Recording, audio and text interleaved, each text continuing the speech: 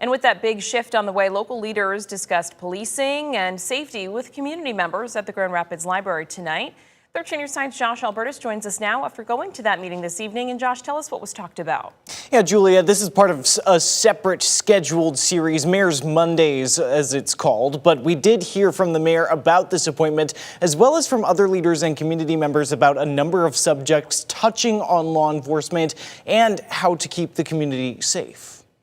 And I always want to figure out how I can help. And I know one way is just to be a sponge, to always be willing to learn and be a part of the community. That's why Mishael Pullian said he came to the latest Mayor's Monday at the Grand Rapids Library, featuring Grand Rapids Mayor David LeGrand and Kent County Commissioner Robert Womack. Community members gathering for a discussion centered on local safety and policing and knowing one's rights. You never know when that next headline could be you or your family, and to be proactive as opposed to reactive. So knowing your rights, knowing what to do when you're pulled over by the police, or just being able to connect with the mayor and having that open communication. The conversation dipping into multiple elements of local safety and policing, from what your rights may be in the event of a traffic stop. Under the Fourth Amendment, you can refuse a search of your car by stating, "I do not consent to a search."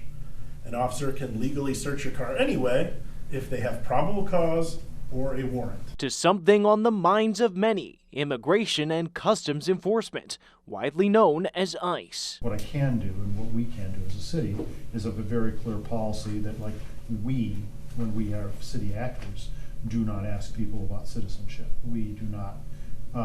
That's just not part of the investigative process, right? But it also comes amid a big transition for the city's policing efforts. The city announcing Monday that Deputy Chief Joe Trigg would step in as interim chief of police, as current Chief Eric Winstrom prepares for a new position in Pensacola, Florida. He's really part of Grand Rapids, and he really loves this place, and I think he really has a service mentality, and so I'm excited to have him as our interim. I think he's going to do a great job.